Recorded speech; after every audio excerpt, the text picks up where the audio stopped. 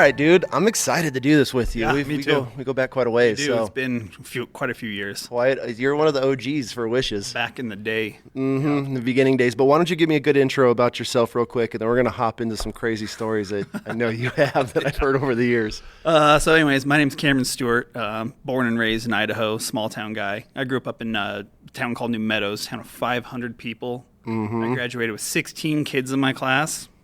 I happened to get the prestigious award of valedictorian of 16 kids, which really turns out it's not that hard to do, to beat out 15 other people, you know. So it wasn't stiff competition. No, it wasn't that hard. But yeah, so I grew up there, and yeah, after that I went to BSU for a couple of years. Oh, I didn't know that. Yeah, before I joined the Army, I went to BSU because I really wanted to do. I kind of went for like physical therapy, athletic training, so I kind of wanted to do something on the sports side of things, and then I was like, well, this is gay. I don't want to do that. Yeah, so I was not my cup of tea. So after that, I went back up to New Meadows, and I started fighting wildland fire. I was doing that during the summers, so I did it for a couple of years. And How did that go? Dude, that's one of the craziest things. It's so much fun, man. I loved that job, and the only reason why I didn't stay in it is because, so I did, between my freshman and sophomore year in high school, I did like a summer thing, fighting fire for there. Then after my sophomore year, I went back and they hired me on as the full-time seasonal position. So it was like benefits, working through fall and winter. So I did that for 1 year, all the way through that winter. And then that next year, like 2008, is when like the economy took a shit. Yep. And since I was the last one to get hired on full-time, I was the first one to go. Yep. And I was like, shit, man, I got student loans. And I'm in this town of 500 people. There's not many job options, right? So I was like, my buddy... he graduated a year ahead of me, and so he had actually just gotten back from his first 3 years in the Army, and he actually got out. He was infantry, went to Iraq, saw some pretty messed up shit over there. And so anyways, him and I were living together, and I was like, fuck, what am I going to do? And so we started talking, and I was like, military doesn't sound bad. I've always kind of been interested in it. We always used to play Army as kids together and all that shit, right? And do all that stuff. So we started looking into it, and I was like, well, what do I want to do? Like, I don't want to do what you did. You're infantry. I was like, you were a grunt, you're a door kicker, and you went through some shit. I was like, I don't want to do that, but I also don't want to be a paper pusher. Yep. So we started looking into things, and I was like, he's like, dude, you should be EOD. I was like, well, what's that? I was like, I have no fucking clue. Exactly. What does that stand for? Yeah, and so he went into it, and then he started showing me videos of the EOD guys and stuff in Iraq with him and all this shit and blowing stuff up, and he's like, dude, like you're a small unit. You're not really part of the big Army. You don't get messed with. Like, you do cool shit, but you're not going around kicking in doors. I'm like, and you get to blow shit up. I was like, win.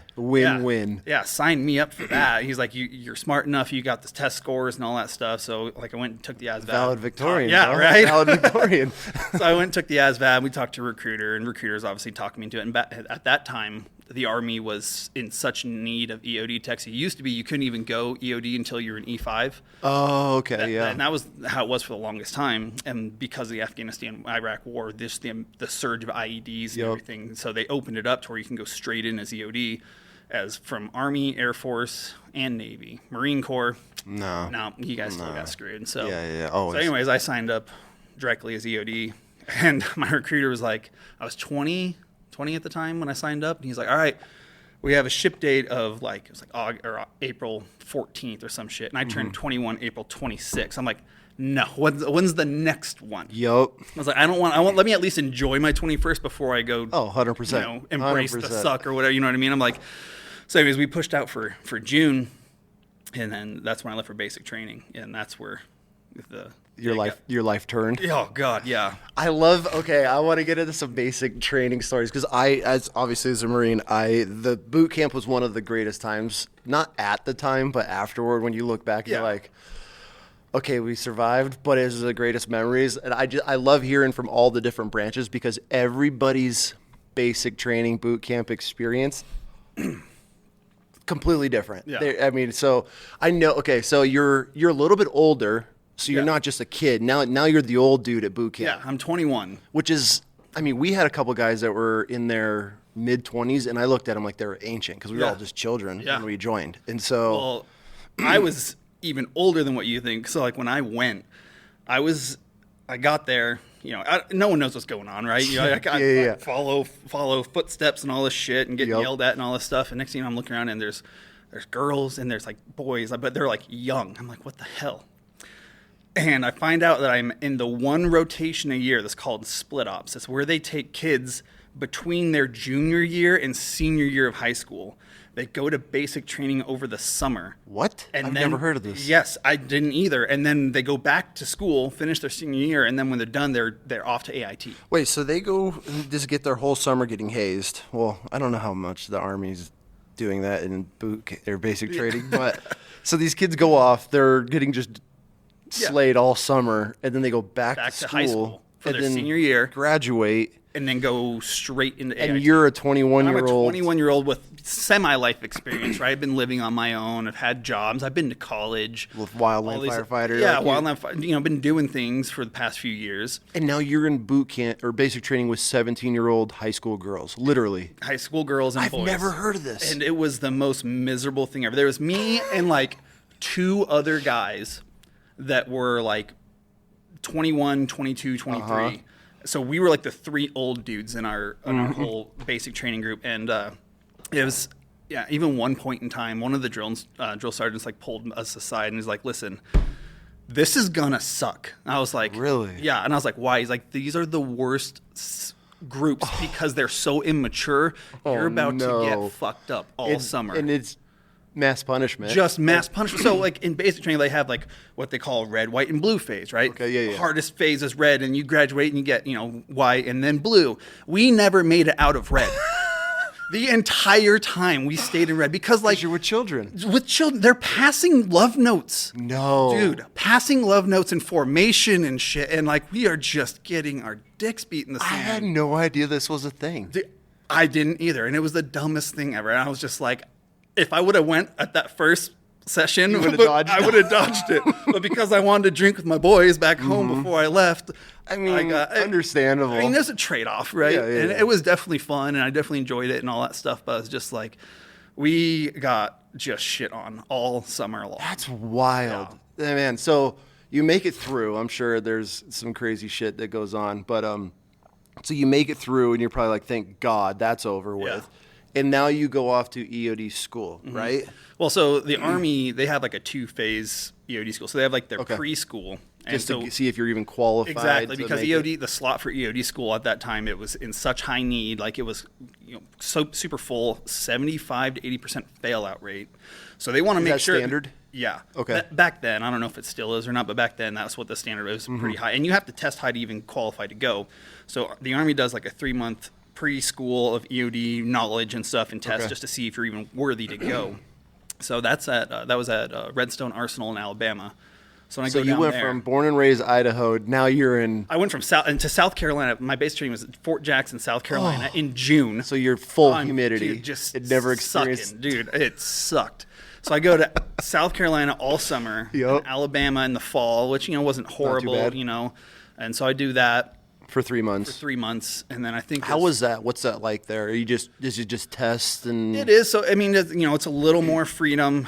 Obviously, in the basic training, you can smoke. You can go out after like a few weeks. You can start getting passes to go out on the weekends. Oh, and the things like that. the pass. Liberties. Oh, that was the greatest thing ever. So and then like anyone that was like a lateral transfer that was already like an E5, they had to go there too. Okay. So you're with all these other guys that have been in the military. And a lateral transfer, just to clarify for everybody, is a lap. We call them lap movers. Yeah. So you had one job, and you decided to go to another job, and then so they have to they've been in the Army for a while. They still have to go through. Yeah, they still. So have it's like to go. recon or anything else. You got to go through your pre-rip like Rangers or anything like that. Technically. Yeah. Okay. Exactly. So so we're there with all these guys, and like you get split into your groups and your classes and stuff, and then you have. These older guys are pretty much taking care of the younger guys, trying to help them figure out what Army life is about outside of basic and all this stuff. So we did that for 3 months, and obviously I passed, thank God, and then went from there straight to Eglin Air Force Base, which is the joint school for. Oh, so you have all the branches. There. Yeah. So except for Marines, or were Marines? No, Marines were there. Yeah. So the Redstone Arsenal was just all Army.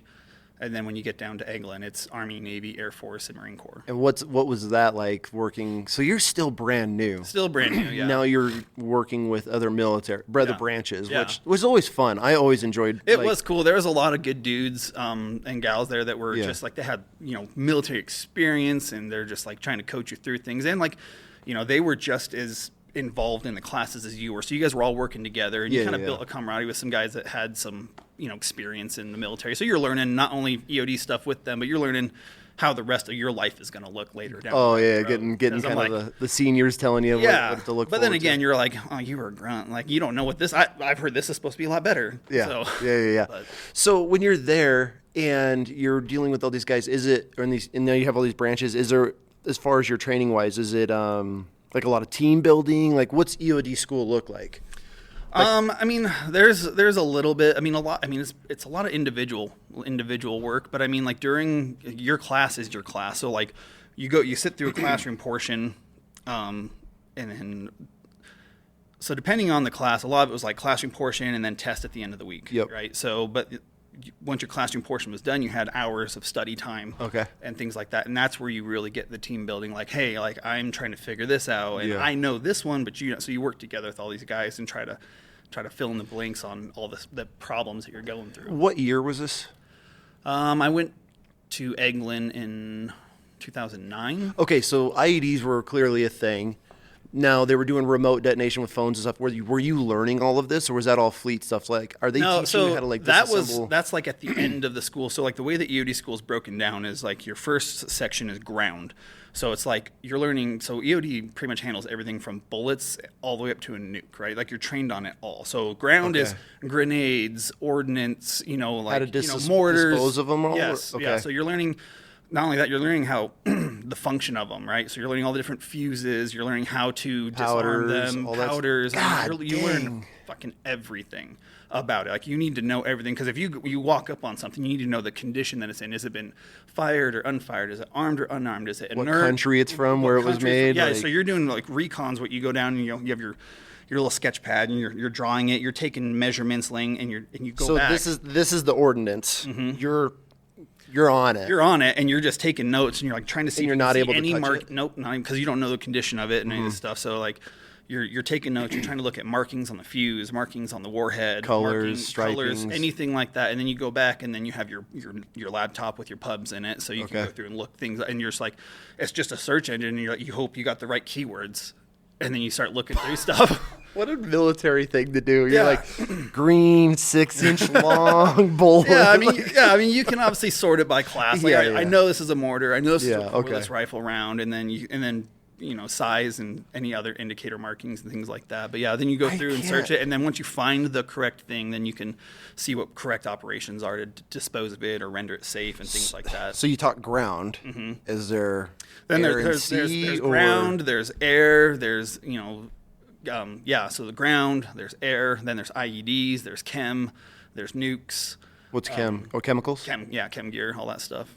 God, and how long is this class? How long is your course? So the EOD school down at Eglin is 9 months. I can see. Okay. Yeah, it's 9 months. So you do the 3 months before and then 9 months. So it's like a year long. A year long. So you're just cramming just through a fire hose. So you're not having any fun. Like you're not going out in town.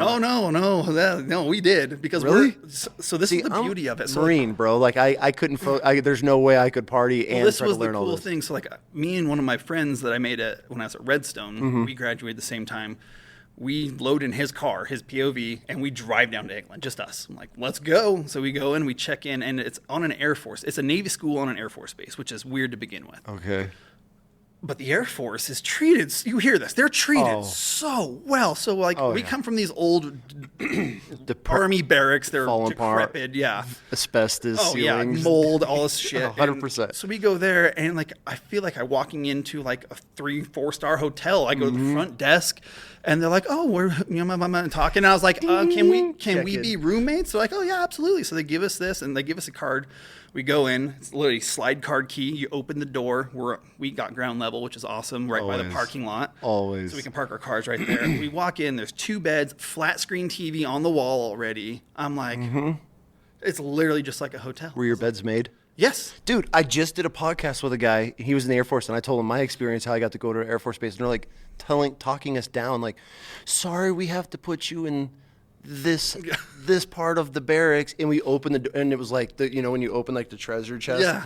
It just like starts glowing gold as we like open. I was like, they had full fridges, everything. It was wild. I know exactly what we're talking about. So we're like, this is awesome. And so like we get there, I think we got there on like a Friday night. because I mean, from Redstone, from Alabama to there, I mean, it's a few hour drive. It wasn't very far. And so we get there, and we obviously there's some guys at Redstone that we knew before they graduated before us, right? They were already down there, and we're like, so we get all of our bags, we throw in the room, and all these guys just standing outside, smoking, hanging out in the parking lot. And we're like, what do we do? Yeah, like, so what do we have to go report? And they're like, you want to go get a beer? I'm like, we can do that? They're like, yeah, let's go to the bar. I was like, okay. You're almost a human being. Yeah, I was like, holy shit. So yeah, so then we just go to the bar, and so like how it would work like with EOD school is like we would do study time was in the morning. So we would go like 2 hours before class would start. I think it was like, 6:30 or 7 is what time we would get there. And we do like 2 hours of study time, and then we do classes all day, and then we go back and we do PT at the end of the day. Okay. And then back to studying. Well, no, then after that, it's just you're done. Whatever you want to do. I mean, you could study if you want, but actually you couldn't. You couldn't study because you can't take any material home because it's all classified. So there's no study. So that's why you're getting there early. Just to get you have to study early because you can't. There's no study material. It's all classified. Yep. So after that, like, there's literally nothing to do besides go to the beach, go to the bars, because we're in Destin, Florida. Really? We're on the beach. The base is on the beach. Yeah, you're military. This is completely different than anything. That's what I'm saying. And so like you're just partying the whole time and like trying to balance that fine line of not getting too fucked up. And I messed up one time. So I was in bombs. Was it bombs or air? It was one of those two. I can't remember which one it was. But I think I had I'm like three quarters the way through school. Mm-hmm. I had like a 96% in all of my classes, like just killing it, right? Valedictorian, bro. It's paying off. Yeah, just killing it, feeling confident. I don't know what had happened this one week, but I had like a shit week. Just drank a little too much, just kind of burnt out, I think. And I went in and I just completely bombed this test. And the tests are all practical tests. So it's like you get a brief.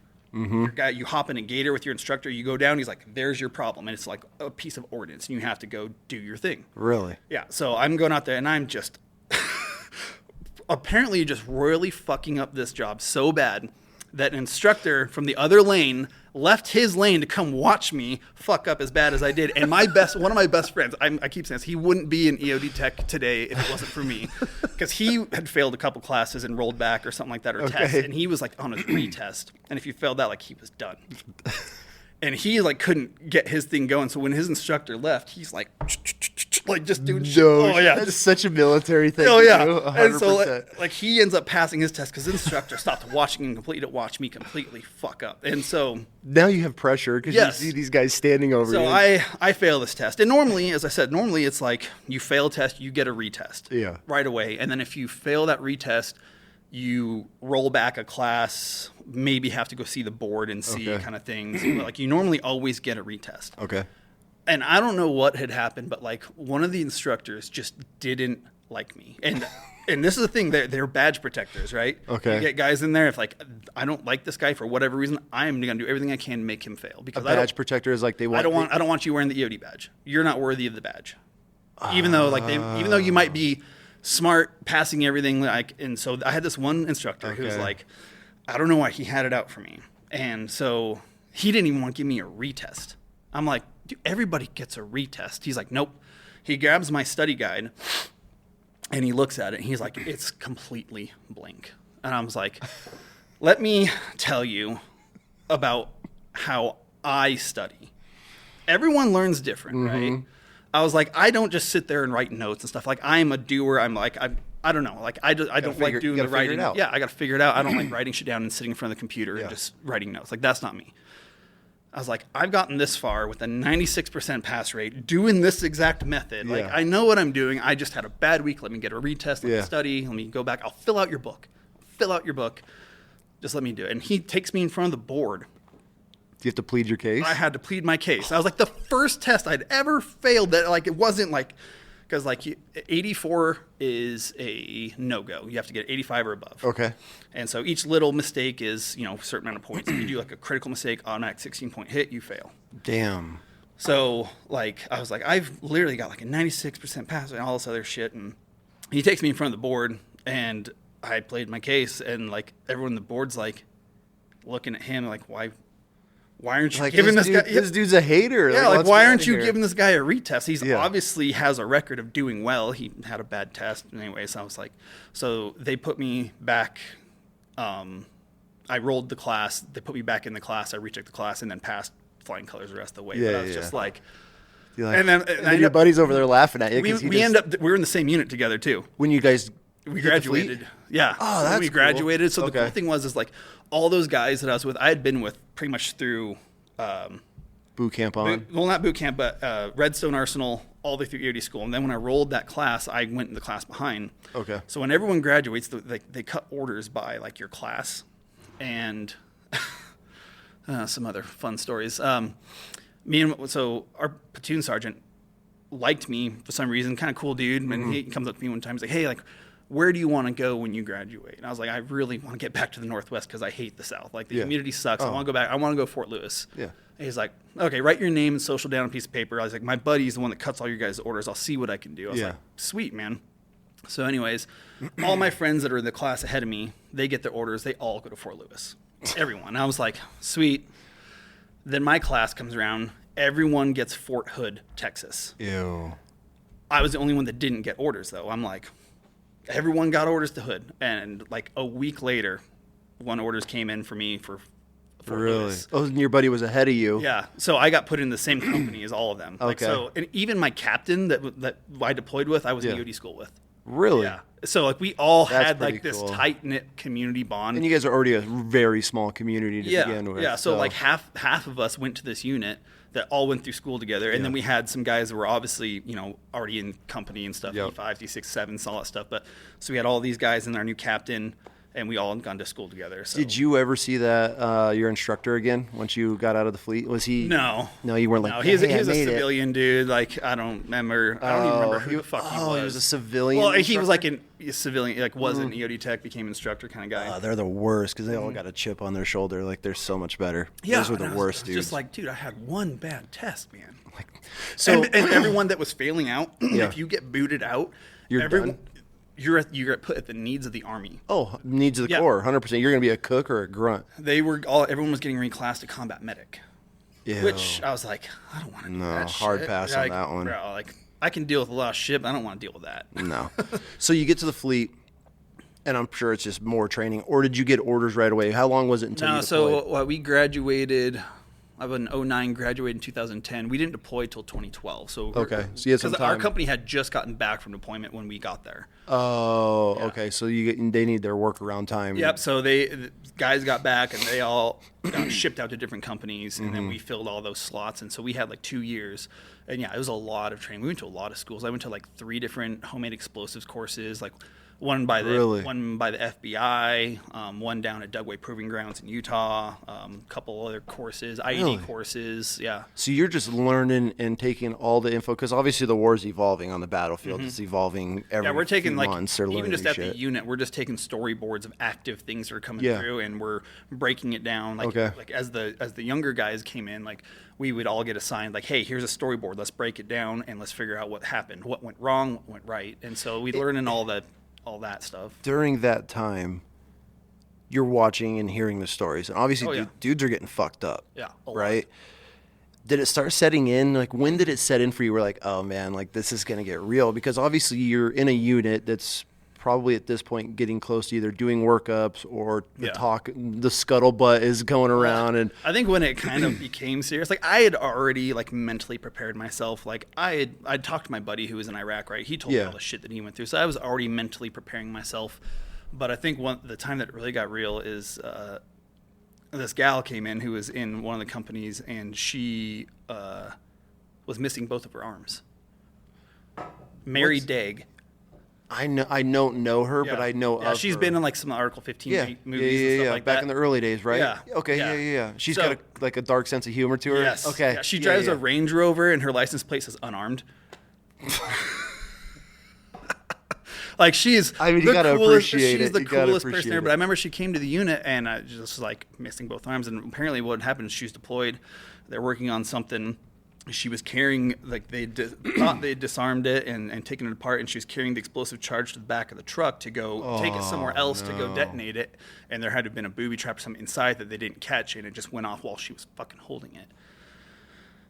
She's lucky to be alive. So you're like, okay. Yeah, like, and I was just like, fuck. And so like I remember like the first house party I went to that she was at, like I just sat there and like picked her brain. And it was just like I just wanted to know her experiences and all that. She ended up actually marrying one of the guys from my unit, so they're still married now. But that's cool. He's still a tech and he's about ready to retire, but good people. But yeah, meeting her and like seeing that, I was just like, because you hear stories, right? Oh, for sure, but stories don't. Yeah, you see someone come in and there's no arms. I'm like, yeah, when you can see it and talk to it, it's and different. like talk to the firsthand experience was pretty mind opening. So it's sinking in. Time's adding up. Like as far as or ticking down to your deployment date. You got your lieutenant that you were in school with, and then your best friend that you're in school with. You guys are all deploying together? Yeah, my captain and a bunch of my friends. Okay, captain. Yeah. Okay. So where did you get your initial orders to? To Afghanistan in RC South. No shit. So we are. So right before we deployed, I have to put this in there because it's a great story. Right before we deployed, we needed to get another platoon sergeant, and so my platoon sergeant at the time had to rotate over to another platoon, and we got this other guy in. And it was a new platoon sergeant right before deployment? Like 2 months before deployment. The worst, bro. Did you try to reinvent the wheel? Or he was cool so, about it? And he was another guy that had a chip on his shoulder. He was... Always, man. But it was like this big, roided out black dude. Okay. And so we go to all of our pre-deployment training. We gear up. We go over there. We get to Kandahar, to CAF, and like, when we get there, like we don't know where we're going yet. Mm-hmm. And the way EOD works is you get there, and you could be leaving as a platoon. You don't go as a company to one area. No, you're just attached. Split up. Yeah. So like you can go as a platoon or just a company, and you're just getting split up and sent all over the district. Thankfully, what was it? Two of our teams were being sent up to this place called Tarankout. So he's like, hey, we have to get stuff packed. So the trucks are going to be here. He's like, throw as much of this shit in these kicker pallets as we can, and then like the rest of stuff will come up later. So me and my team members, we're out there piling shit up. It's January, so it's snowing, it's cold. We're piling shit in these kicker pallets, and we got all done. And so every EOD team gets assigned a Barrett 50 cal, and it's not for shooting people. It's a way to disarm or SMUD. Shooting a piece of ordnance or an ID, making it blow up from a distance. So we have this Barrett 50 cal, and he's like, if we have room, let's take the Barrett. I'm like, that's stupid, but okay. So I'm loading these pallets. I get it up, and there's no room for the barracks. I get other mission essential stuff, right? I'm like, the Barrett can come a week later. It's not a big deal. Whenever the rest of the convoy comes up. So we get up there, and we're unloading everything, and he's like, where's the Barrett? And I'm like, you said if there's room, there wasn't room. He's like, I said pack the... And he just loses his mind, like straight roid raging on me. And I'm like, okay. And so like this is day one when we get there. And so we meet up with the other EOD team, and they're kind of showing us around. And so our lieutenant, our platoon leader, is talking to him. He's like, all right, we need to coordinate a couple things. We need to go visit the heavy weapons range so we can go shoot the guns on the trucks, and then we need to go find a place to blow up, do some demo, right? Yeah. So blow up some stuff. So lieutenant tells him, plan this op. So he plans this op, and he's like telling me, my team leader's like, go outside, or my team member's like, go outside and do some test burns on some fuse, get some time burn rates on it and stuff so we can see how long it's burning and all that stuff. So we're really out at the back of the truck the morning of this op, and we're burning fuse, just timing it, and he comes running out. Burning fuse, you're like cutting them to certain lengths? Yeah, cutting them to certain lengths, so you know how, when you pop smoke, 30 seconds. Exactly. 50, okay. So you know the burn rate, roughly how many seconds per inch. Now, the different fuses burn differently. Are there different fuses, or is it all kind of basic? Like a C4 fuse or whatever? Is that all? No, it's all, like your basic burn fuse is all the same, but just different burn rates at variable temperatures and altitudes and all that stuff, right? So it's all about the same, but you just need to know what your burn rate is, where your location is. Do things burn quicker the hotter they are or the colder? How much is that affected? Yeah, it does factor in. So anyways, we're out there at the back of the truck, and we're burning fuse, and my platoon sergeant comes running out. We're running late. Let's go. And we load up in the truck, slam the doors, and we take off. I'm like, where's the lieutenant and the other EOD team? No. And we just take off, and we're just driving. And he's just in the TC spot, right? I'm in the back in the gun because I'm just like, well, I don't want to be up front with this guy. I'm like, you're trying to be off the radar. Yeah, so I'm just sitting in the back. And so, like, we're driving around, and we don't know where anything is. Yeah. Because we're on... Tarankout's a pretty big base. It's Australian and American. Okay. So, like, Any we don't Brits know... there or no? I don't think so. Okay. So, anyways, we don't know where the fuck we're going. We end up outside of the wire. One truck 3 dudes. Just My mobbing. first time ever out. Mine and the driver's first time ever outside the wire. Just us 3. Just driving. mobbing. Just mobbing in the jerv. But you got a good. I mean, you got a heavy on them. Yeah, we had the deuce up top, but I was just like, where the fuck are we? Like, yeah. And so we're driving, and we get down to this bowl that was apparently where like the EOD team goes and does their demo shots, just takes care of IEDs, stuff like that, blow them up. So we're sitting there, and we also don't have working radios because we don't know the fills. This is literally the morning after we got there. Like, we know nothing, and I'm like, what the fuck is going on? So I'm like losing my mind. But you can't say anything because you just got your ass chewed for not bringing the so bear. I'm like sitting there, and I'm sitting in the gun, and he's like, all right. And he goes out, and he like sets the charge up outside. And I forget what it was. I think there's just like a high explosive that one of the EOD teams had just been storing, waiting to go blow up, right? Yeah. So he takes it out, sets it up, and he's like, we need to get a hold of range control and tell them that we're about to blow this. I'm like, how? We'd have no radio. We have no radios. And I had in CAF gotten a Roshan. You remember? Sat phones? Just, no, like the Afghani little burner phones. Oh, With, like, no. the- Yeah, I was Iraq, so we didn't have any of that. Yeah, so they have these little like burner phones that you can go buy at the market with like little minute cards and stuff. Oh, okay. Okay. So I had one of those, and I think I had minutes to someone else's number that had gotten one, but there's no service. We're down this bowl. I'm like, and I'm looking up at the hillside, and there's civilians lining up around this rim watching us. Because whenever we'd blow stuff up, they would come down and try to scavenge whatever they could. Oh, okay. Yeah. So we're out there by ourselves. They haven't even tested the 50 on this truck. No radios. People watching us. And I'm like, so he's like, give me your phone. And he takes it and he walks up this hill. To the people? Not to the people, just away from them, but to try and get signal. And eventually calls something in, I think.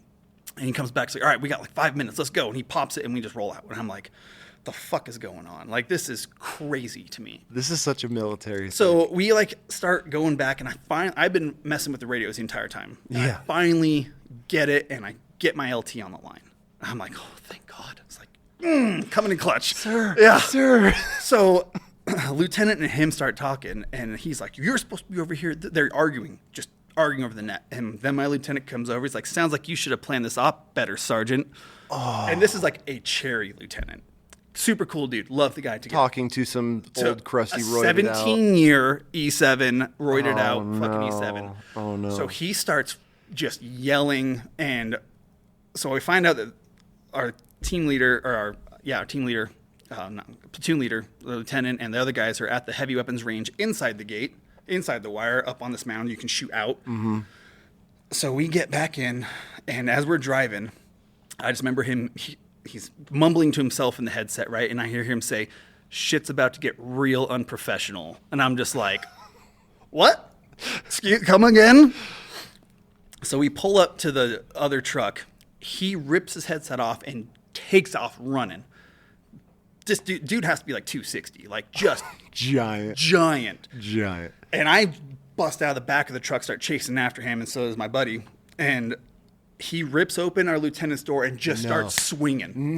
Just going to town on the lieutenant. And you're day one and a half of Afghanistan. You're like, this is... I'm not making it out of here alive. Yeah, and so I'm just like... And so me and my buddy, we're grabbing him by the back of the vest, and we like rip him back, and apparently he had some type of like red Gatorade or some shit in his thing, and so my friends that are in the other truck thought he stabbed my lieutenant because the Gatorade pack ripped open and red liquid flies all over the windshield. And so like we end up ripping him out, and they close the door and they just take off. And we're just like sitting there, and he's just breathing heavy and just mad. I'm like, what the fuck just happened? Like, what just happened? So we get in the trucks and we go back to our camp, and the MPs were waiting for him. No. Cuffed him up. Out of the army. In Afghan, he got arrested for fighting. For hitting an officer? Oh, yeah. I feel like I've seen this in the Marines, but it was just like dudes just handling shit. But yeah, no, he got cuffed and taken away, booted out of the army with no retirement. After 17 years? 17 years. That was my first few days of Afghanistan. Oh, my God. I was like, what the hell is going on? So did he get replaced? Yes. So then...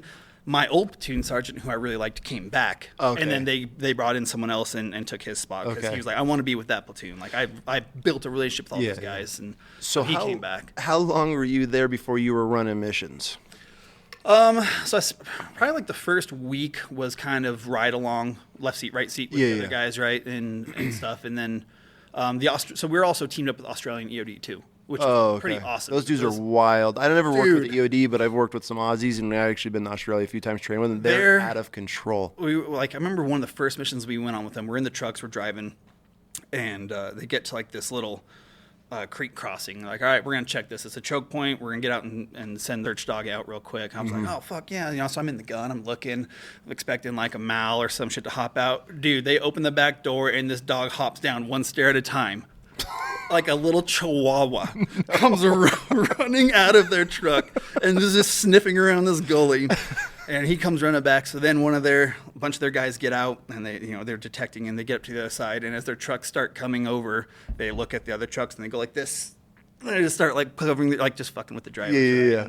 But those guys were a hoot, man. We'd do like Call of Duty matches all the time with them and stuff. I feel like the level of seriousness that the Aussies take everything is not very high at all. Like everything is a joke. Not like, I mean, they just don't give a fuck about anything. Like, oh, it'll work out, and they just take off and get in these huge firefights, and they just roll back like, like that was close. Like they brought me a full auto AK for my birthday that they had taken off of someone. They're like, dude, it's your birthday. Here's an AK, and here's the guy's vest with all of his mags. I was like, fuck yeah, let's go mag dump it. Use it wisely. Yeah, so we went up to the heavy weapons range and mag dumped a bunch of mags, and then I had it hanging on my wall. God, that's dude. cool. But the Aussies were cool. But yeah, so we were working with them quite a bit, and so we would kind of all go out together, and then we eventually started taking separate missions and doing stuff like that. We didn't up there. We ran a few IEDs, but there wasn't a bunch of IEDs there. But mainly because it was January. There's not a lot going on up there. And we were only there for a few months. Okay. And then from there we moved down to the Horn of Panjway. And that's where. What time was that? That when was starting to warm up. Yeah, that was like, I would say May. Yeah, because after my birthday in April. So, yeah, it was May. We rolled down there, and the Horn of Panjway is known as the birthplace of the Taliban. Fun. Don't you love the names? Yeah. Like, oh, this is the Triangle of Death. Yeah. You're telling me this as I'm like some 19-year-old kid. Like, who the fuck is naming this? Like, oh, this is the alley, dude. They're the wildest names. Like, but I mean, so you're getting told this. You're going to go now to the birthplace of the Taliban. Yeah. So that's so we're going to some places like that. Like, by the way, the Australian Chow Hall, awesome. Everybody's chow halls are better than ours. And so like we're going from like this cool base that they give us real Red Bulls, like flats of them, because they loved the cooks there loved EOD because they actually had an indirect rocket fly into the roof of the chow hall and it didn't stick. So EOD came, the Australians went and took care of it. Yeah. But every time we roll up the EOD patch on, they'd give out like a 6-pack to like a platoon of infantry guys and like 3 EOD dudes. They're like, oh, here's a cart of fucking flats of Red Bull. That's how it is. That's how it is. So you moved down south, correct? Yeah. And things are warm. And so obviously for anybody listening, the Afghanis, when in the wintertime, there's still some stuff. There's still stuff. It cuts down drastically, and but as soon as the weather starts warming up where you head out into the flat country, it's on. Yeah, just every day. Every day. And like the way that a lot of EOD is ran is like typically they sit back with a QRF and infantry will go out, and if they need EOD, QRF and EOD rolls out. Yeah. We were so busy down there, we had to embed on every patrol. We didn't have QRF. How many guys on per? I mean, so you're embedded in each patrol. So you're saying every patrol. Well, so the Horn was split up into like 3 little cops or fobs. Okay. And there was 1 EOD team on each base and 1 infantry company on each. What's a EOD team consists of? 3 dudes. 3 dudes. Okay. So an EOD team's 3 guys. So we'd split up 1 team on each place, and you're supporting that infantry company. And so we would just embed on every patrol because you'd have one. I mean, companies they have 1 platoon pulling security. Yep. And QRF. Then, and then your patrol. And patrol. And so it was just like there was just not enough time, not enough guys. So it was like. So there's 3 of you pretty much per fob, which is forward operating base. If anybody doesn't realize, it's like a little mini base that you can snap up overnight and operate out. So how we ran ours, there was 3 teams. You had QRF, rest day, which was security for the house, and then you had your patrol day. But you don't get that. You're patrolling every day. Every day. You're out with every team. Pretty much every day, yeah. Damn, I don't think they patrolled every single day, but like every patrol they went out on, we were on. Damn, and so dude, that's a lot of miles. Are you ground mounted or are you yes, for like we would maybe drive to certain parts and then get out and dismount patrol, and go? but a lot of it was just walking straight out because your fob is right next to a village. Yeah. And so you're going. And dude, when we got down there, do you remember the story of Robert Bales? No. He was the army dude that shot up the village and killed like 16 civilians in the middle of the night. No, I never heard of this. Dude, this was in 2012 while we were over there.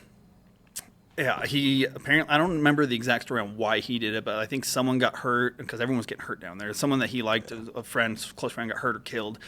He lost his shit, and he was at a checkpoint. He wasn't even at the fob at the time. He was just at a small checkpoint, an ODA checkpoint, and he just walked out in the village in the middle of the night and just shot 16. He shot a bunch of people, 16 died. Really? So I'm honestly surprised more doesn't. Tensions were super high because when you're over there, you want the villagers to work with you, right? You're like, hey, where's the bombs at? Where are they in place? We'll give you this bag of cash if you tell us where it is. You walk in these villages, and I got there. This happened like 2 months before we got there in that village. Oh, so it's fresh. They don't forget because they got nothing else to do over there. It was, dude. It was just like you're watching everyone. Everyone looks like they want to kill you. So that's okay. I remember the first kid that looked at me like he wanted to kill me. And it's weird. When you, like, there's obviously, like, we've been in fights growing up. Yeah. And you look at somebody in the bar and you're like, oh, that dude doesn't like me, right? But when you see somebody that legitimately looks at you just like staring through you, like they'll slit your throat with like a rusty spoon if they had the opportunity. Yeah. It's an eerie feeling. Like, it is, yeah. I don't know how to explain. And like it was always there, but dude. like this just made it like times 10. Now you know because now it's real. Like Yes. they have a legitimate reason to hate you being in their village. Yeah. And so like we're sitting there trying to win hearts and minds, and like you're like, I don't want to walk in this village because not only they might shoot at us, but like they're not going to tell us where these IEDs are. No, they're not going to help us out one bit. They want to watch us step on them. I'm like, fuck. In these patrols, are you guys taking up the rear? Do you have metal detectors? Are you sweeping? So like, we had doing? EOD would take up the rear. The infantry guys would have detectors up front. Were there engineers with them, or was it just? Because with us, we would have engineers with us on our patrol. It was just infantry, like E3s. Of course. So when we first got there, the infantry company that we were with, they had suffered some massive casualties. Just massive. And like I think they had got like 20 like privates fresh out of basic into Afghanistan when we got there. So they're like, all right, we have to get these guys spun up quick. So they set up we set up an EOD line for detecting. They set up like a medevac line and for combat first aid and all that stuff, and some tactics and things like. So we just set up all these lanes, and then we just put all these guys through all of it. And then it's kind of funny. Then we all went into like the little cafeteria, which was like 3 tables in this tent, and we did a draft. The infantry guys did a draft. Yeah. Oh my! So they're up there like, all right, first round, first pick is this guy, and each guys they're going through and they're like pulling names off and writing them on the board. So we just did like a fantasy football draft of these fucking new guys, the new bodies, the FNGs, So then we had to train all these guys up on how to detect, and then they go out and detect and. So my second deployment, we got attached to a engineered team got attached to us because we were sweeping palm groves like all day, every day. I'm not going to lie. That was some of the most fun. Like when you're just 2 hours into nothing and all of a sudden it's like, boop, boop. They look at you like, oh, and you're like, it's like Easter in a way, and you start digging. I think the coolest thing we found, we dug up one of the 4-gun, when you sit in it and the old surface to air, like, in like Vietnam when you see like the old Pearl Harbor. One of those up. Dude, a whole one in the palm groves. And it worked flawless. I mean, but we were digging up barrels, 50-gallon drums packed full of arty rounds, mortar rounds, grenades. And then we got the bright idea, oh, hey, they're going out to these islands in the Euphrates River and they're full of caches.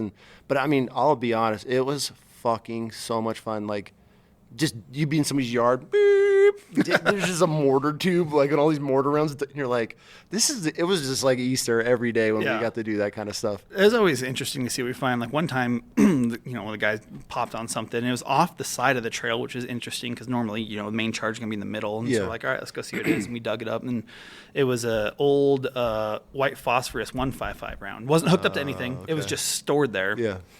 And we're on a foot patrol. We're in the middle of nowhere, like miles away from the truck. And I was like, shit. I don't have enough demo on me to get rid of it properly, but there's another technique is you put just a few blocks of C4 underneath it, set the round on top, and you pop it up, and it splits it open and then just throws the white phosphorus everywhere, which starts burning.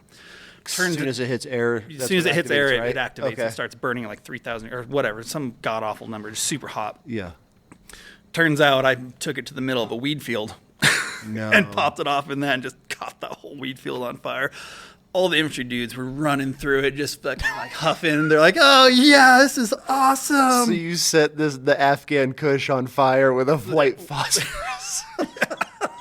Yeah, we just popped it up, and like the funny thing is, like we're watching it go up, and it's just throwing shit everywhere. Like, where's it gonna come down? And then it falls and lands in the creek and seals back up. We're like, well, that's someone else's problem. If someone else digs that out, they're gonna have a bad day. Yeah, when it ignites, it hits the air again. Yeah, they're gonna have a bad day. Did you guys run into any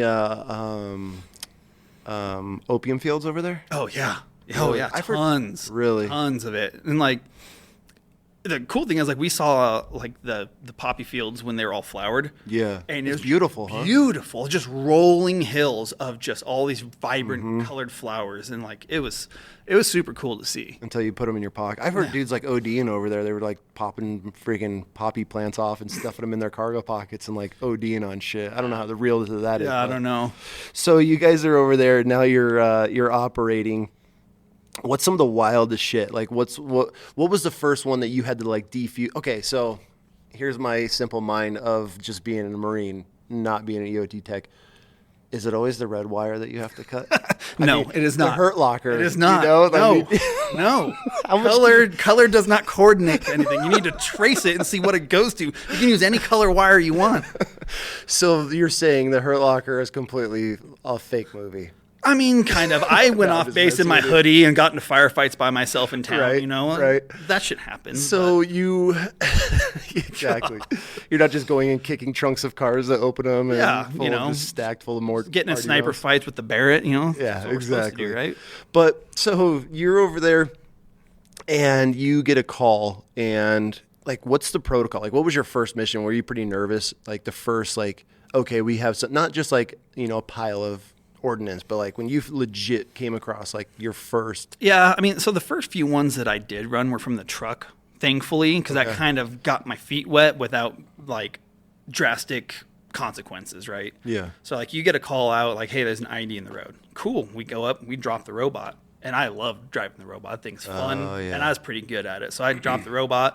I go up there. I'm interrogating and all this other stuff. And you find, you know, you're digging around and you find some stuff. And you, at that point, it's either like, all right, are we going to blow it in place or are we going to try to render it safe and move it?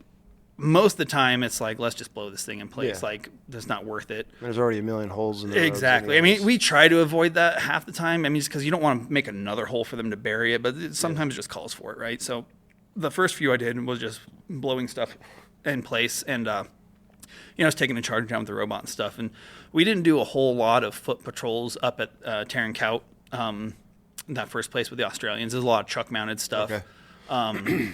Although when I was there was a SEAL team there that we got attached to because they had one Navy tech. He was a SEAL and he was a tech. Okay. So when they would do flyaways, they would request Army EOD support so we can have more guys. Yeah. So it was like me and two other dudes. We'd always kind of rotate in on those missions because we loved doing them, and we would just volunteer because it's fun. Fun. Yeah. Oh, Doing absolutely. flyaway and going to do cool shit in the mountains like for That's 3 what days. you want to do. Yeah. Yeah. Those were the craziest ones. Why is that?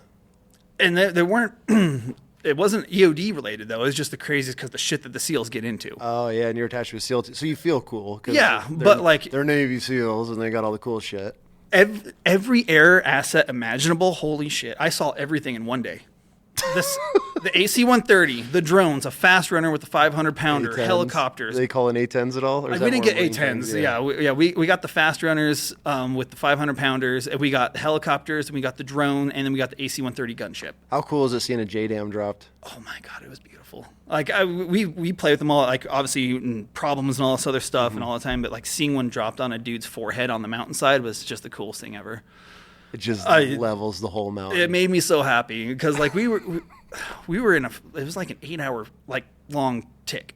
Yeah. Just back and forth. With explain what a tick is. Troops in contact. So you're just 8 hours is a It was, firefight. but it wasn't like consistent. It was Okay. like we're pushing through this valley, and we would reach a certain point, we get in contact, we do a bunch of shit, and then it'd die down, and then we'd keep going forward. And so it's just like a long day of just a lot of shooting. And you got to think where your adrenaline just 100% redlined, Yeah. comes back down, 100% redline, comes back. I mean, and you're just doing that all day. Yeah. All day. Yeah, so I mean, those were the craziest ones. That was actually where I got my combat action badge. So, Oh, nice. which is like where you Yeah. get awarded for being in combat for Yeah. taking fire and giving fire back and all that stuff. And that was with them. That's pretty cool. That was, so those were the craziest times, just because of just the amount of shit that we did. And then like they were doing like supply drops in the middle of the night, and we had like 60 Afghan commandos with us. I mean, there was like 12 or 15 Americans and like 60 Afghan commandos, which is like their rangers, right? Yeah. So we fly out there and we do all that stuff, and like they do this supply drop, and it all lands in the river. Of course. And me and the other EOD guys, we look at each other like, we're gonna go clear the road. Yeah, we got work You guys to do. go down there and pull that shit and put it in the truck, and then we'll clear the road for you. We knew there's no IEDs out there. We flew to a remote village. Like they're not putting IEDs in the middle of nowhere for no reason. Yeah.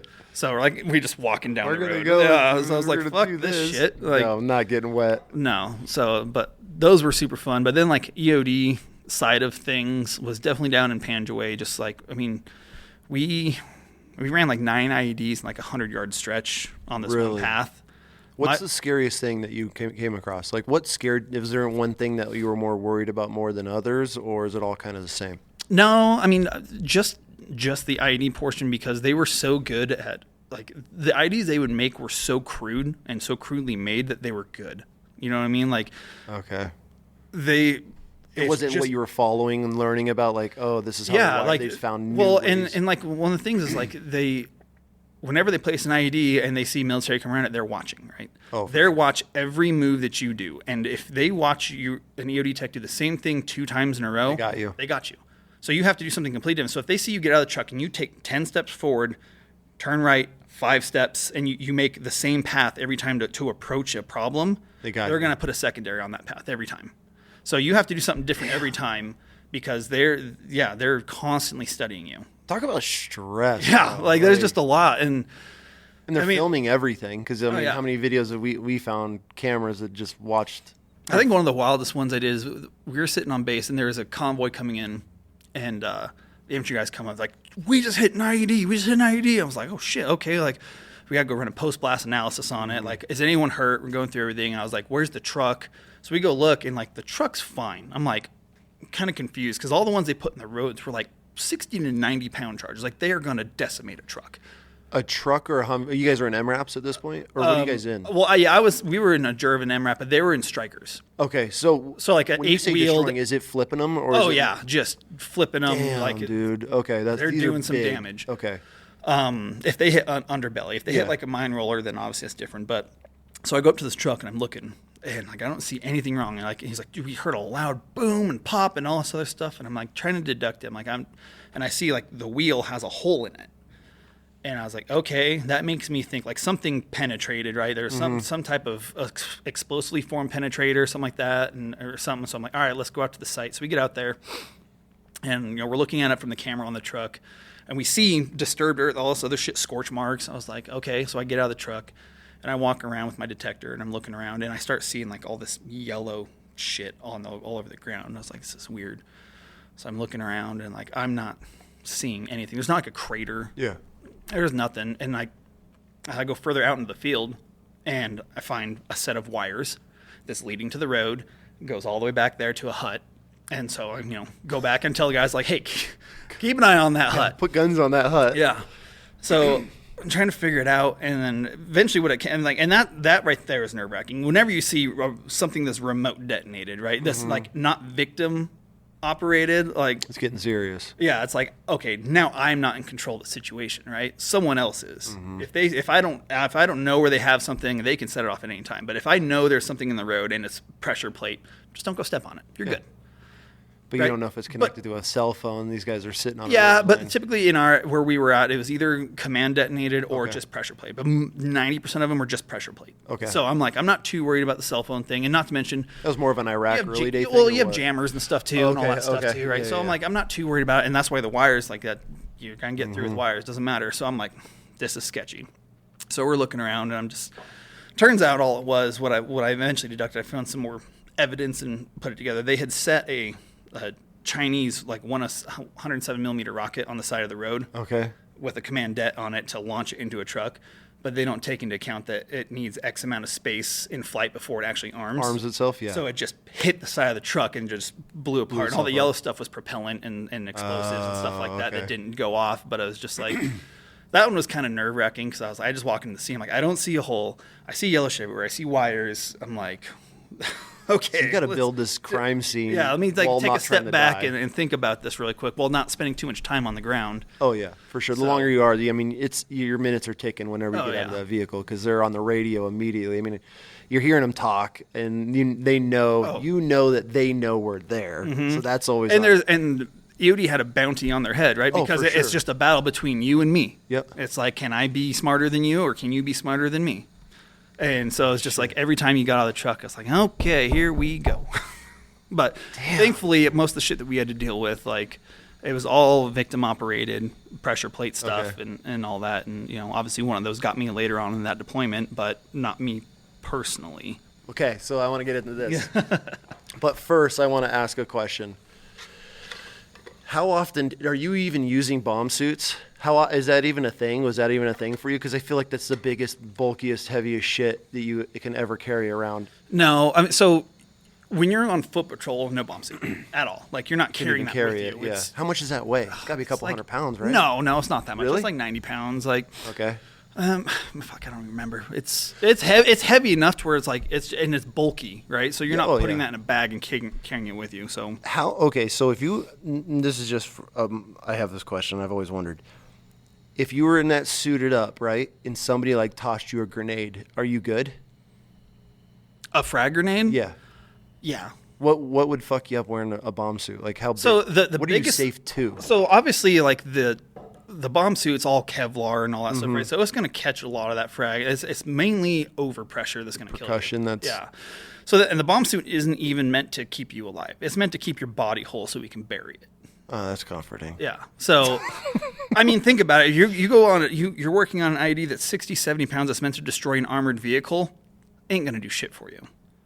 Isn't that amazing that we sign up for this shit? Yeah, that's pretty funny. But. All right, so let's get to you getting blown up. They got you. Yeah, they got me. They got you. So let's start with that day, early that day. Let's walk us through. So, let's start the day before. We had just gotten off a 3-day field op. Okay. We get back to our tent, obviously tired. Then we get orders. Hey, we got a clearance op up north at this other area. They're requesting extra EOD support. So you guys need to get your shit and load up, and we're taking you up there. I was like, all right, cool. So we repack our bags, get everything loaded up, head up there. We meet up with one of our other platoons or teams from my platoon. Okay. And so my team leader, the one that got punched in the face, was up there, the platoon sergeant, and then one of my buddies that I went through EOD school with and all that stuff. So I hadn't seen him since getting deployment because we just got separated, right? Yep. So we get up there, and they're like, it's this huge clearance op that they've been working on, so we're going to be split up into different teams, blah, blah, blah, and we're just going to be doing this whole thing. And I was like, all right, cool. And they're like, but we have an issue that we want to do. They're like, so I guess one of their other teams was out on mission already, and so it just left those three, and typically they don't like the platoon leadership going out on mission together, right? They want to split it up in case something happens. Yep. So me and Lieutenant swapped. I was like, Lieutenant, you go with my team. I'm going to go with these guys because I want to hang out with my buddy, and I like the other platoon sergeant. So we swapped teams. So we get out, and we get our brief, and we start doing our patrol through these fields, and just like guys are, me and my buddy just talking mad shit. He actually told me the morning of the mission, you're going to get blown up today. No. Yeah, dead serious. Dead serious. Have you used that against him? Oh, yes, 100%. 100%. He's still in, so I still use that shit against him. Yeah, but, I have to. So we're going on this patrol, and I don't know how many dudes were in our formation. Let's just say 50. Like it was a big patrol. You're doing a big sweep. Big sweep. Okay. So we're going through these fields and we're doing the single file line. And you have your like first 2 or 3 guys are the detectors, right? And they're searching your cleared path and you're following them. They're leaving like a baby powder line every so often, and that's your left boundary. You have 3 to 4 feet roughly from that left boundary. So just hug that, and that's your cleared path. And you're good. I'm like number 49. I'm second to last in formation. Second to last. EOD was at the very back. The only last person behind me was a Navy explosive detection dog handler. Okay. And this guy was an interesting character. Kind of round, out of shape, Navy dude, didn't like to listen. He had his dog on like a retractable leash, one of those retractable leashes. And it's like we're walking through the patrol. One of the number one rules of patrol is spacing, right? Contact, IEDs. If something happens, you don't want mass casualties. Mass cas is the worst thing, worst case scenario. So keep your distance between you and the next guy. So we're walking, and it's like when you're at the very back, like you played Slinky in Traffic, right? It's just like that, the back of a long formation. So we're literally just dragging our feet. Me and my friend are just talking mad shit to each other, haven't seen each other in like 6 months or whatever. And his dog kept running up, and like obviously the dog, I'm carrying a backpack full of C4, det cord, blasting caps, fuse, like all types of Will a blasting cap take your hand off, I feel like? Okay. Blasting cap will just destroy. If you're holding it, your hand's gone. Okay, so you have a lot. I have a lot of explosives in my bag, and so does he. And so I'm like, the dog has kept coming up, and like, I'm like, dude, keep your dog away from me. He's obviously hitting on my bag. He's doing what he's trained to do, but like, you need to keep your dog away from me. Yeah. And like, even at one point, the dog had ran up and like went around me and like wrapped his leash around my legs. I'm like, dude, keep your dog away from me. It's like later on that afternoon, we're stopped, waiting for them to do whatever they're doing up there. I can't even see the front of the formation. We're just sitting in the back shooting shit. And from my recollection, so like sitting there talking to my buddy, he's turned around facing me. Everything goes black. And like as my eyes are trying to focus, like everything is spinning. And I was like, what the fuck? And I like land on the ground. I'm like, Jesus. So I'm like laying on my left side, and like I open my eyes and I see a Solomon boot. And I'm like, well, I'm wearing Solomon boots, and that's my foot.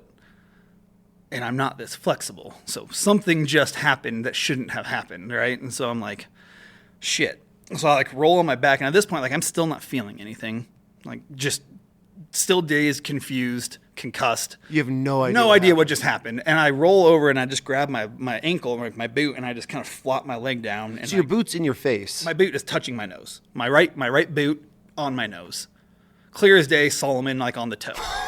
Like I'm like, what the fuck is going on? And so I roll over and I kind of like flop my leg back down. And at that point, it starts setting in like, okay, IED. I'm hit. Something's not right. Tourniquet. Like, tourniquet. And so at this point, we start screaming for the medic. And then that burning sensation starts kicking in. How bad was that burning sensation? At first, like it was kind of gradual. From what I remember, like it was kind of gradual leading up. It didn't really start hurting until they started putting tourniquets on me. Is it like a warm burning sensation, or is it like just? Dude, it almost felt like just someone was dumping hot water on my leg, like really hot water. Okay. And it was just like stinging. And like I remember, like by that time, like dudes are running down the line, they're cutting my pants up from my ankle, and like I just see like gore on my leg. I'm like, oh fuck, am I gonna lose it? And like I don't know, and like we have to control the bleeding. Where was it broken at? Above or below the knee? Or was it your femur? Both. So I broke the neck of my femur that goes into my hip. I shattered my femur, shattered my tib fib, and my foot. And then fractured my left knee and left So your whole right leg is just completely mangled. Just mangled. Like, as I said, when it just rolled over and like it just did this flop. And I was like, oh, shit. Like, I can't even control it. Damn. Yeah. Dude. So they start cutting my pants up, and I'm just looking at it. I'm like, oh, shit. And so they're like, all right, we have to put a tourniquet on it, but this is going to hurt. Yeah. And it's a high tourniquet. High tourniquet in the groin where I just shattered my femur. So they're cranking down a tourniquet, and then they're like, we got to apply another one because we can't stop the bleeding. So then they put a second tourniquet on high and tight over my shattered femur, and they start cranking. At this point, I am just screaming in pain. The medic gave me a little morphine shot. Didn't do shit. It might have done a little, but like not enough. It wasn't a Vietnam. It wasn't a Vietnam dosage. It probably was. It's probably something way old and out of date or something. Yeah, right. You know? Yeah, but, exactly. Yeah. So you're laying there, dudes are putting tourniquets on. Are you starting to panic a little? I feel like I would be full I of was. panic. I was like, fuck, am I going to lose my leg? Am I going to die? And then at this point, like, so at that time, I was a smoker. Okay. And so I was wearing cry pants that have little pockets on the quads. Yeah. So that's where I kept my cigarettes. And I pull them out and I open it and they're just shredded. And I'm like, I really want a cigarette right now. And I start yelling for a cigarette. And I remember, like, plain as day, this is the funniest thing. Like, I'm just yelling, someone give me a cigarette. And this dude yells, I got you, bro. And I look over and he comes running down the line, lighting a cigarette, and slides next to me like he's stealing home plate and just puts it in my mouth. And then I just laid back and just smoked a cigarette as they're like bandaging up my leg after they got the tourniquets on and stuff, and listening to a call for the medevac. And then so they put me on a Skedco. You know what a Skedco is? Hold on. Okay. Did you step on the IED? No, yes, we got to get back to that. So, no, I did not step on an IED. So, normally, I've seen a few guys step on an IED with this size, and it pops your leg off. Usually right below the knee, it's going to pop that leg off. Yeah, and so I'm like laying there, I'm like, what the hell happened? And like I'm looking around, and I see my buddy up front, he's laying down, and he's just like holding his face. Dog handler behind me is laying down, holding his head, and then I see parts of the dog. No. Yeah. So, like, the dog's back half was, like, back towards the dog handler. No. And the front half is laying next to me. So the dog... From what I can gather, we have that 3-4 foot wide cleared path. Uh-huh. I'm standing on the cleared path. There had to have been an IED about 1 to 2 feet to my right. That dog had probably ran up on his loose leash, smelled it, but also smelled my bag. Couldn't quite pinpoint a location of what he was smelling and stepped on it. And blew you up. Yeah. So, like... Did you have any dog fragments in you? I don't think so. Not that I had heard about. But, like, the only thing I can think of is, like, as I said, like, whenever a person steps on an IED, it's going to pop that leg off. Yeah. You have a high center of gravity. So that blast wave is just going to do a lot of damage to that lower leg.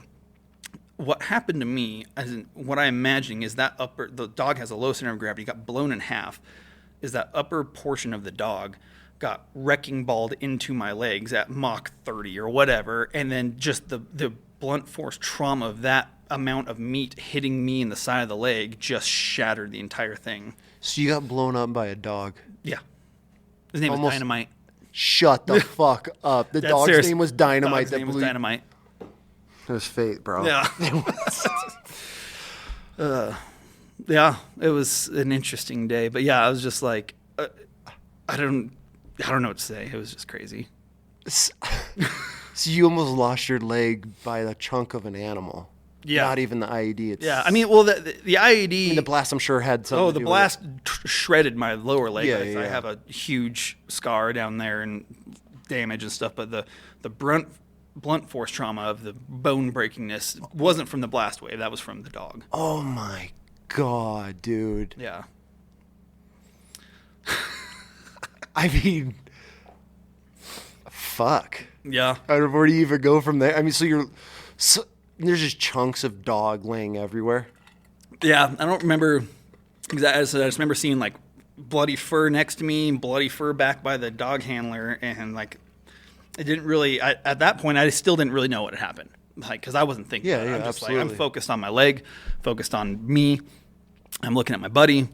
I wasn't focusing on what had actually happened, but that's the best that we can figure out. And like, so anytime troops get hit, another EOD team has to come and do a post-blast analysis. And they came out and they ran an investigation on it, and they gathered all their evidence and wrote their storyboard on what they thought happened. And yeah.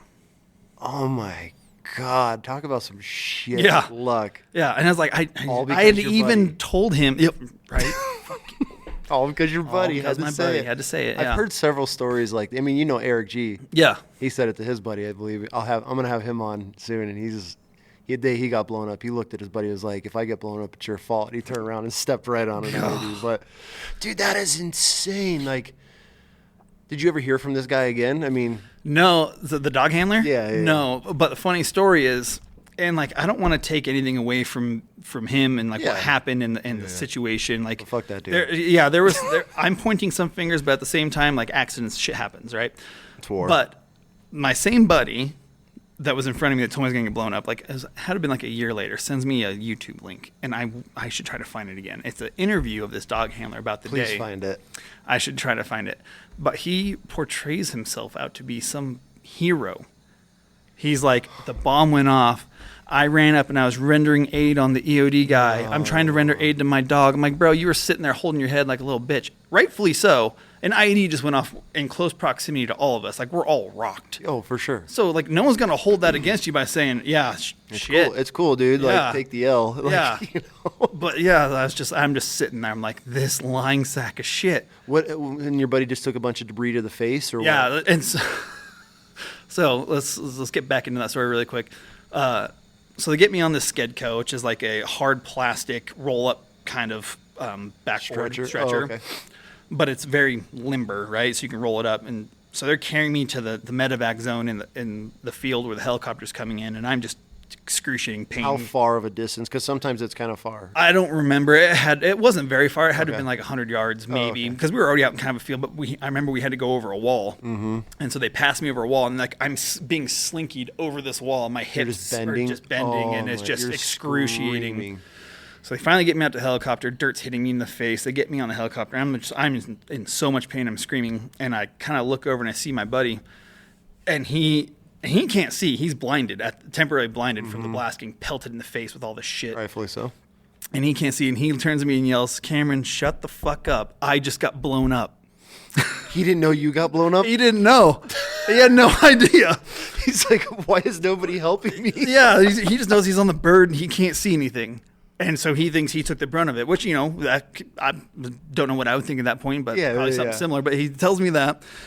And so This is the worst day ever. The 160th came and was our medevac bird. And I remember this dude hops on top of me, sleeveless, with a plate carrier on, and just yells, "Go to your happy place, bro," and sticks me with ketamine. I woke up 3 days later.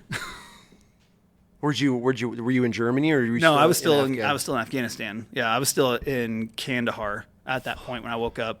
Then from there I went up to Bagram for a night, and then to Germany for 7 days before I got to go back. Did they do any surgeries at this point? Like, so they had put like an external fixture, the big metal tube that like has all the rods drilled into your bones so to hold it pinned together. already. I'm pinned externally just to kind of hold it together. Yeah. And then I went to Bagram. They did another surgery up there of just kind of cleaning shit out. Okay. Make sure there's no infections, cleaning stuff out. And then when I got to Germany, they had to do a lot more preparatory stuff for the long flight back to the States. And you've already started a healing process, so is it just excruciating all over again with them having to pretty much, are they scrubbing you, opening things back up? Like, how did that go? Theoretically, it shouldn't have been had they placed my epidural correctly, but they didn't. So, yes, it was excruciating. And they didn't believe me when I was telling them that everything they did on my right side was killing me. And they're like, "It's all in your head. Like, you're not." I was like, "No, I'm feeling this. Trust me." So they finally, in Germany, wheeled me down to anesthesiology. They do an ultrasound on my back, and they're like, "Oh yeah, we missed it." So they reset it. And then at that point, I was like, "Do whatever." I don't feel anything now. But for that first 7-ish days, it wasn't placed right. And yeah. How close did you come to losing your leg? So, because you got a pretty gnarly scar, and it's shaped. It's got a unique shape to it. Yeah, it was pretty close. The doctors were talking about like what they call limb salvage. I'm like, is it worth trying to repair, or is it just better to cut it off? Because then you're gonna be struggling. Because I know a few guys that went through that. They tried to save their foot, and it took years. And they never recovered. And and I was like, I want to keep it. Like, if I can, I want to keep it. And then looking back at like, so I know guys that they're amputees, right? Mm-hmm. And a lot of guys are amputees. Some above the knee, some below the knee, and a lot of those guys they get around really good. Oh, for sure. Like, super good, especially below the knee guys, right? Below the knee amputees, and I'm not. This is coming from below the knee amputees. Obviously, we've worked with over the years. Yeah. They've told me in the amputee world that's a paper cut. Yeah. Like, you're up and running in 6 months. Yeah. If you as I said, I know guys that are running. I can't run anymore because of my joints. Like, so I kept the leg. So the benefit is I don't have to put something on to go take a piss in the middle of the night. Yeah. I can hobble over to the bathroom and take a piss. But like the joint damage and the arthritis that has set in, like, it sucks. But there's pros and cons. I enjoy having my leg. I can still get up a mountain. I'm slow, but I can do it. Yeah. So I've seen you hike. Yeah.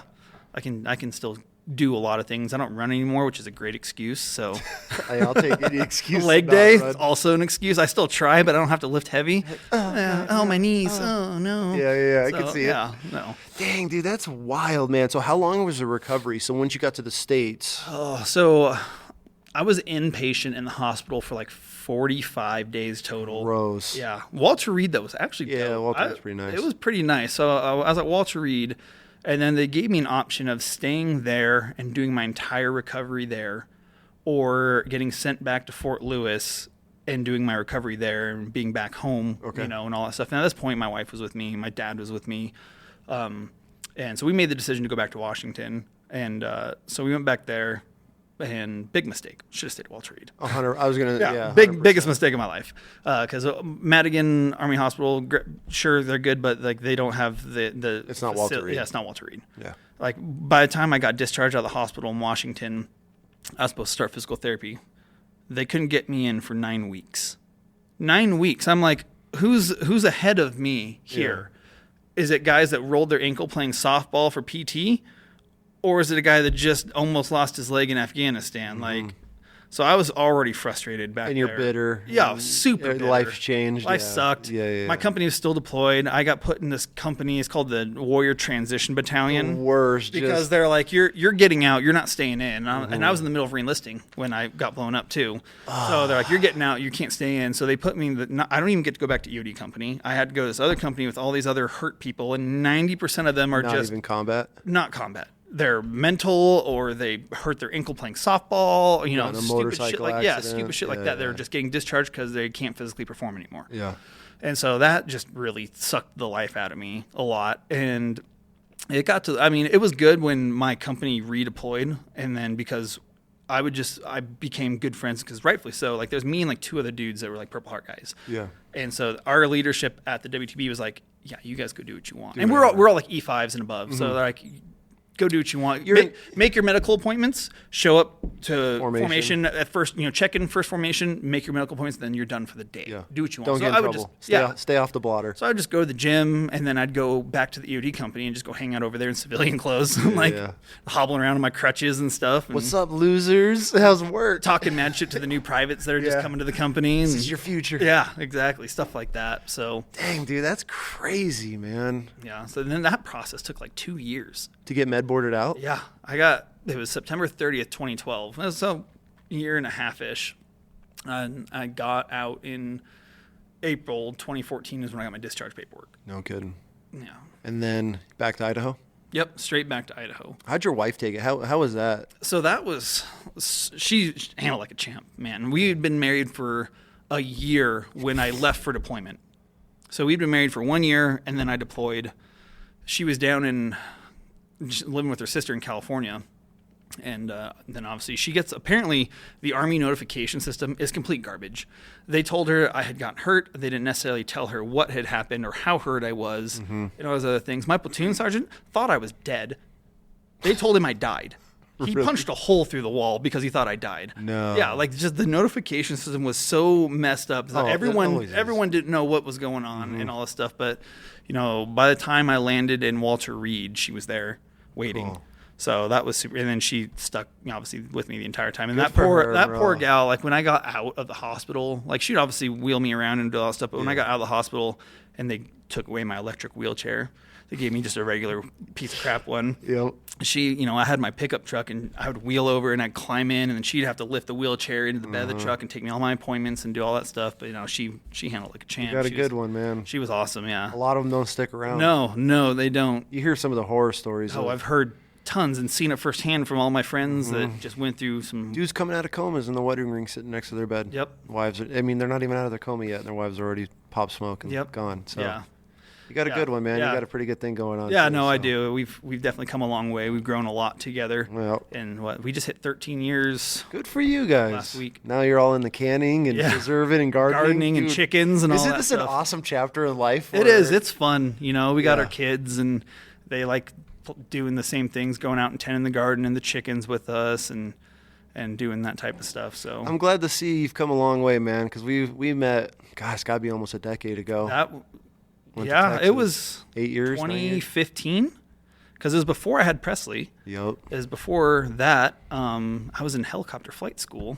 Yep. Yeah, so that was like 2015-ish. Yeah, man. Yeah. You've come a long way. It's pretty cool to see Yeah. the growth and the maturity and starting a family and a lot of the anger and a lot of that resentment stuff goes away. Yeah. But Just start living life and enjoying it, to. man, and just finding other things to keep your mind occupied and look forward to. Like when I got out, like I was bummed, as I said, because like I was in the middle of re-enlisting and I had been selected for CAG tryouts and stuff for the EOD side of things. Like me and one other dude got selected to go to the tryouts when we got back from deployment. So like, we're hard charging, like we're going to do this super cool guy stuff. We're going to go to these tryouts and all this stuff. And we both got blown up. We both got discharged. Damn. Our platoon, let's say 3 teams of 3, 9 dudes, I think we had 7 Purple Hearts. That's a pretty high rate. Yeah, it was pretty gnarly. I said we were all down. What's he doing now? Where's he at? He's in Colorado. His wife was she's still in. She's an officer. She was actually one of our lieutenants. Really? Yeah, on deployment. Hilarious. Yeah. And he's enlisted? Yeah, he was enlisted. Him. Good for him. Yeah. They actually got Purple Hearts together. They were on the same incident, and he was the team leader. She was around, but all 3 of the techs there got hit. No at the same shit. time. Yeah. Damn, man, that's crazy. But at least they're doing good now. It's there's a lot.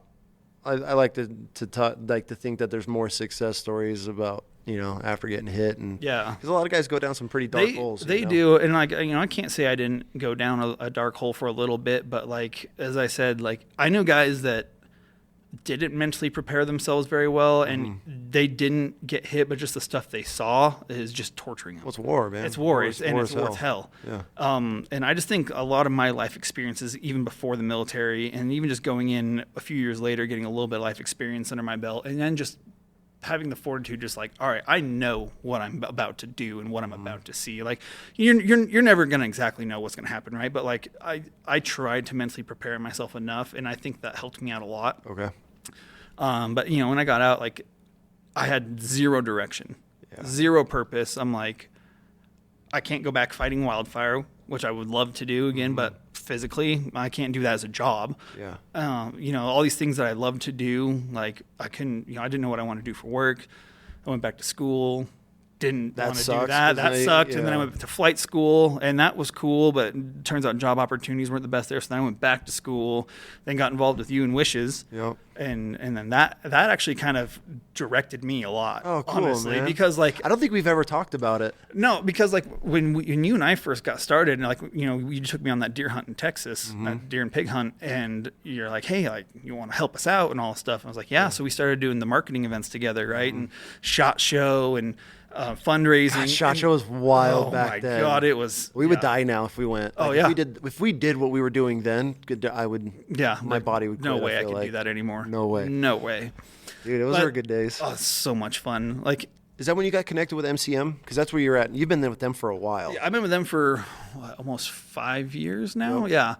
Yeah. So when circle back, like when I was doing Wishes stuff, I got connected with this guy who wanted to do a fundraising event at the gym called the Mecca Gym here. Yep. And so, but they wanted to provide all the proceeds to a charity, and so I got hooked up, and so we did that powerlifting event. And Wishes was out in the parking lot. I remember that one. So we got hooked up with that, and that's where I met Brock at MCM Firearms and some other guys, and then I ended up doing an internship at US Night Vision.